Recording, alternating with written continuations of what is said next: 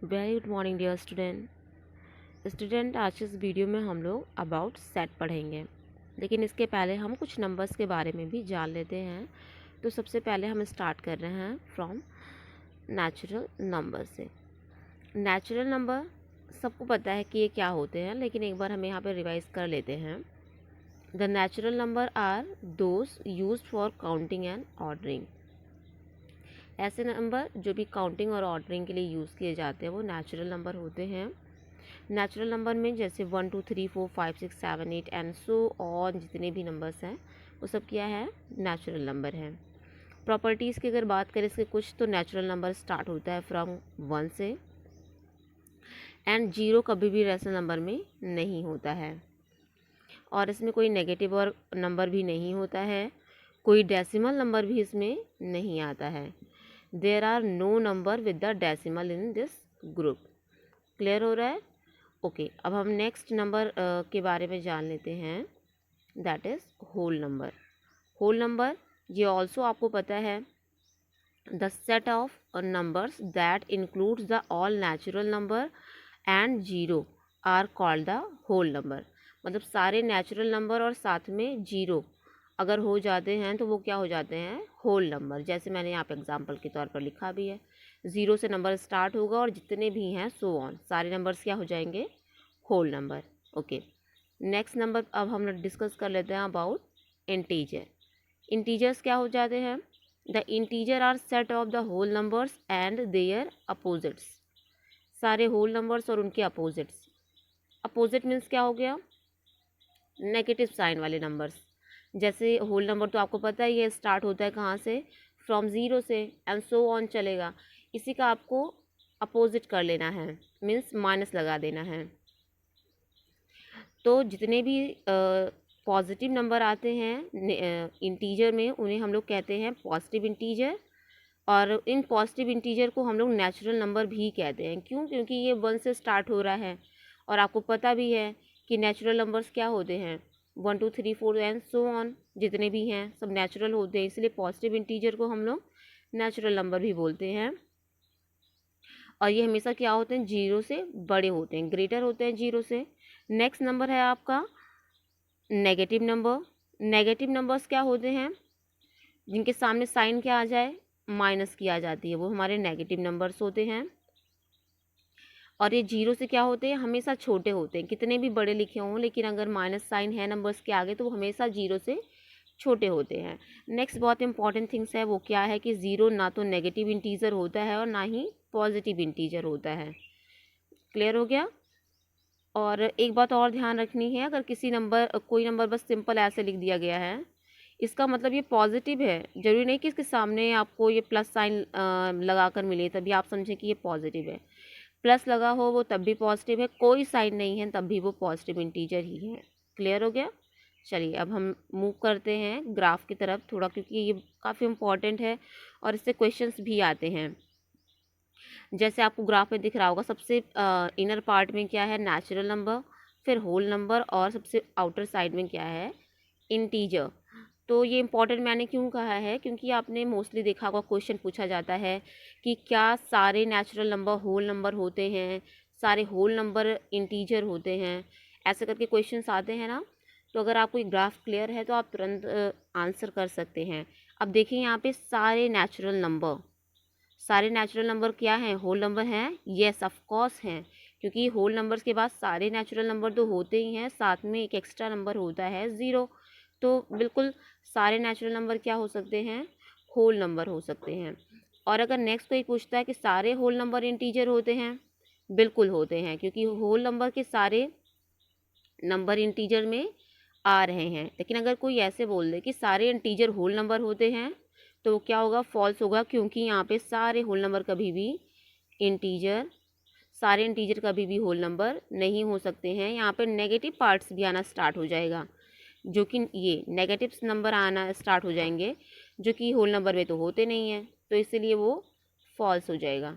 तो अगर आपको ये ग्राफ क्लियर हो जाएगा तो ऐसे जवाब देने में आपके लिए आसानी होगी और समझ में आएगा क्यों ऐसा होता है। नेक्स्ट अब हम मूव करते हैं सेट, जो कि हमारा चैप्टर था। तो सेट क्या होता है, set is a collection of well defined distinct object. क्या होता है? Well defined distinct object. तो यहाँ पे वेल डिफाइंड और डिस्टिंक्ट वर्ड की अपनी एक इम्पॉर्टेंस है। वेल डिफाइंड का मतलब एक स्पेसिफिक प्रॉपर्टी लगी होती है। अगर कोई सेट बनाना होता है तो वो एक स्पेसिफिक प्रॉपर्टी के थ्रू उस ग्रुप में अरेंज होते हैं। और डिस्टिंक्ट का मतलब होता है और सब एक दूसरे से अलग भी होते हैं। तो इस तरह से सेट क्या होता है? A set is a collection of well defined distinct object. ठीक है, जो ये डिफरेंट ऑब्जेक्ट्स से हमारा सेट बना होता है, इन डिफरेंट ऑब्जेक्ट्स को क्या बोलते हैं? एलिमेंट बोलते हैं या फिर मेंबर्स बोलते हैं। मतलब वो उस सेट का एलिमेंट होता है या मेंबर होता है। क्लियर हो रहा है? एग्जांपल्स देख लेते हैं यहाँ पे हम सेट के। जैसे बोल दिया जाता है collection of all day in week. Means हुआ कि जो डे के सारे वीक हैं उनका कलेक्शन क्या होगा? सेट। तो इसी के ब्रैकेट के अंदर हम लोग क्या लिख सकते हैं? यहाँ पे सेट के सारे वीक्स के नेम लिख सकते हैं। तो वो हमारा क्या हो जाएगा? Collection of all day in a week. Clear हो रहा है? नेक्स्ट है collection of prime numbers less than 10। Less than 10 prime numbers तो पता ही है क्या होते हैं। लेस देन 10 उसने बोला है तो इसका मीन्स क्या हुआ कि 10 से तो छोटे ही होंगे। बाकी जहाँ से प्राइम नंबर स्टार्ट हो रहे हैं उन सारे नंबर्स को हम लोग इसमें ले लेंगे। लेकिन अगर कोई ऐसे बोल देता है the collection of all intelligent student, the collection of all honest person, ऐसा कुछ बोल दिया जाता है, तो यहाँ पे जो इंटेलिजेंट है या फिर ऑनेस्ट वर्ड है, यहाँ पे कोई ये वेल डिफाइंड नहीं है। हर किसी के अकॉर्डिंग क्या होगा? ये अलग अलग हो सकता है। इंटेलिजेंट अलग तरीके से हो सकता है हर किसी के अकॉर्डिंग। ऑनेस्टी भी हर किसी की अलग अलग हो सकती है। तो यहाँ कोई फिक्स नहीं है। सेट क्या कहता है कि वेल डिफाइंड होना चाहिए। तो हम लोग क्या कर सकते हैं? यहाँ पे सही से एक ग्रुपिंग नहीं कर पाएंगे। लेकिन अगर हम लोग ऐसे पर्टिकुलर वर्ड्स में बोल रहे हैं, जैसे उसने कह दिया कि सेट ऑफ ऑल डेज, तो क्लियर है हमारे पास 7 डेज से ज़्यादा नहीं है। और अगर प्राइम नंबर कह रहा है वो भी लेस देन 10 कह रहा है, तो वो भी क्लियर है, फिक्स है। जो भी निकालेगा सबका सेम ही सेम आएगा। तो क्लियर हो रहा ना वेल डिफाइंड का मतलब क्या होता है, जिससे कि क्लियरिटी हो जाए कि उसमें कितने मेंबर आने हैं। नेक्स्ट हम मूव करते हैं नोटेशन कि हम लोग सेट को डिनोट कैसे करते हैं, उसकी नोटेशन क्या होती हैं, कौन से सिंबल्स यूज होते हैं। तो सेट को हमेशा हम लोग किससे शो करते हैं? कैपिटल लेटर से। जितने भी सेट को जब भी शो करना होता है तो उसे हम किससे शो करते हैं? कैपिटल लेटर से। और उसके जो मेंबर्स होते हैं, एलिमेंट्स होते हैं, उसे किससे करते हैं? सारे स्मॉल लेटर से करते हैं। ठीक है, एग्जांपल्स के लिए मैंने यहाँ पे कुछ ले रखा है। जैसे यहाँ पे सेट ए इक्वल टू क्या है? उसके एलिमेंट लिख दिए हैं। तो ए यहाँ पर क्या शो कर रहा है? सेट। और यहाँ पे एलिमेंट्स नंबर में है तो इसलिए स्मॉल लेटर का कोई इशू ही नहीं है कि ये स्मॉल लेटर में होने चाहिए। नेक्स्ट आपका बी देखिए। बी भी आपका एक सेट है और इसके सारे एलिमेंट ब्लू वाइट रेड ये लिखे हुए हैं। क्लियर हो रहा है? अब आगे मूव करते हैं। Next, representation of a set. Means set को रिप्रेजेंट कैसे करते हैं? तो सेट को रिप्रेजेंट करने के लिए 3 फॉर्म है यूज़ किए जाते हैं, 3 मेथड्स यूज़ किए जाते हैं। फर्स्ट है मेथड है हमारा डिस्क्रिप्शन मेथड। और नेक्स्ट है रोस्टर सॉरी नेक्स्ट है हमारा रोस्टर मेथड और टेबुलर मेथड। और लास्ट है हमारा रूल मेथड और सेट बिल्डर फॉर्म। ठीक है, तो इस तरह से हमारे 3 मेथड्स हैं सेट को रिप्रेजेंट करने के लिए। अब हम एक एक मेथड्स की तरफ मूव करते हैं।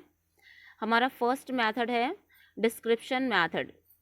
डिस्क्रिप्शन मेथड में क्या होगा? नेम से क्लियर हो रहा है, यहाँ पे डिस्क्राइब किया जाएगा। किसी भी सेट को जो बनाएंगे तो हम वहाँ पे डिस्क्रिप्शन ही यूज़ करेंगे, डिस्क्राइब करेंगे एलिमेंट को। क्या करते हैं हम यहाँ पर? We describe the element of the set and element enclosed in the curly bracket. Curly bracket पता है कैसे होता है? ये होता है हमारा कर्ली ब्रैकेट। तो एलिमेंट्स किस में क्लोज होते हैं? कर्ली ब्रैकेट में होते हैं। और इसको स्टेटमेंट में हम लोग डिस्क्राइब किए होते हैं। जैसे आप यहाँ पे देख सकते हैं, the set of whole numbers less than 12 is written as whole numbers. और आपको यहाँ पे कर्ली ब्रैकेट में लिखकर भी दिखा दिया गया whole numbers less than 12। Clear हो रहा है? अब हम नेक्स्ट मूव कर लेते हैं रोस्टर मेथड। रोस्टर मेथड में क्या हो जाएगा? The set can be denoted by listening all its element, sorry, listing all its elements separated by commas and enclosed within curly bracket. कह रहा the set can be defined by listing all its element, सारे element को list करता है कहाँ पर, एक करली ब्रैकेट में, और हर एक एलिमेंट किसके थ्रू सेपरेट किया जाता है, कॉमा के थ्रू सेपरेट कर दिया जाता है। ठीक है, तो यहाँ पे आप एग्जांपल में देख भी सकते हैं, मैंने यहाँ पे सारे एलिमेंट्स को करली ब्रैकेट में लिखा है और सारे कॉमा के थ्रू क्या हो रहे हैं, सेपरेट हो रहे हैं। तो ये हो गया रोस्टर मेथड। नेक्स्ट अब हम मूव करते हैं रूल मेथड और सेट बिल्डर मेथड। ये थोड़ा सा छोटा है, क्लियर नहीं हो रहा होगा आपको सारे वर्ड्स, तो मैं यहाँ पे आपको जूम करके दिखाती हूँ डेफिनीशन। रूल मेथड में क्या होगा, in this method we write a variable, X भी लिख सकते हैं या कोई भी variable represent any member of the set followed by a property satisfy each member of the set and enclose it in curly brackets। मतलब यहाँ पे हम सारे मेंबर्स को एक कर्ली ब्रैकेट्स में एक फॉर्मूला के थ्रू लिखते हैं, कोई भी एक वेरिएबल लेकर। एग्जांपल्स भी देखते हैं यहाँ पे कि कैसे राइट करते हैं। If A is the set consisting of elements X having the property P, we write A equal to, अगर हमारा सारा एलिमेंट क्या है, हम कोई मेरे पास सेट ए है और उसके एलिमेंट क्या है, एक्स हैं, और उसके पास एक प्रॉपर्टी पी होगी। प्रॉपर्टी बहुत इंपॉर्टेंट होती है कि हम किस प्रॉपर्टी के थ्रू उस नंबर को उसमें राइट कर रहे हैं। तो हम उसको कुछ इस तरह से लिख सकते हैं, the set A of element x such that x has property P. ठीक है, यहाँ पे जो ये डॉटेड लाइन आपको दिख रही है, इसे सच दैट पढ़ते हैं। क्लियर हो रहा है। नेक्स्ट एक एग्जांपल और नीचे देखिए यहाँ पे, the set A of whole number less than 10 in the set builder form is written as. अगर यहाँ पे एक आपको सेट लिखना है जिसमें सेट ए है और उसमें जो नंबर्स आ रहे हैं वो होल नंबर आएंगे और वो भी लेस देन 10 आएंगे, तो उसे हम कैसे डिनोट करेंगे, इन सेट बिल्डर फॉर्म में। तो देखिए यहाँ पे a is equal to in curly bracket x such that x belongs to w where x is less than 10। दिख रहा है यहाँ पे, इस तरह से लिखते हैं सेट बिल्डर मेथड। ये बिल्कुल दोनों से डिफरेंट है। इट इज़ रीड एज, कैसे से पढ़ते हैं, the set of element x such that x belongs to w and x is less than 10। Clear हो रहा है। चलिए अब हम नेक्स्ट रूल की तरफ मूव कर लेते हैं। इसके कुछ और एग्जांपल्स पहले देख लेते हैं ताकि ये थोड़ा और क्लियर हो जाए कि ये राइट कैसे करते हैं, थोड़ा सा डिफरेंट होता है ये। यहाँ पे मैंने और एग्जांपल लिया है, let p is the set of counting number greater than 12। अब हमें सेट कैसा बनाना है, यहाँ पे हमें सेट बनाना है काउंटिंग नंबर का, वो भी ग्रेटर दैन 12 होना चाहिए, 12 से बड़ा होना चाहिए। तो सेट देखिए कैसे लिखा है यहाँ पे, p is equal to in curly bracket x such that x is a counting number and greater than 12। यहाँ पे ग्रेटर दैन को सिंबल से भी शो कर सकते हैं कहीं पर, जैसे यहाँ पे x ग्रेटर दैन 12 ये भी लिख सकते थे यहाँ पर कॉमा लगाकर। ठीक है, दूसरा तरीका देखिए यहाँ पे लिखा हुआ है नीचे, इस डॉट के साथ हम यहाँ पे एक ये लाइन का यूज़ भी कर सकते हैं, ये भी ऐसा सच दैट ही पढ़ा जाएगा। ठीक है, क्लियर हो रहा है। और इसे कैसे रीड करते हैं मैंने इसे अगेन फिर से एक्सप्लेन कर दिया है, तो आई थिंक क्लियर हो गया होगा कि सेट कितने टाइप के होते हैं, सॉरी सेट किसे बोलते हैं, इसके नोटेशन क्या है और इसे रिप्रेजेंट करने के कितने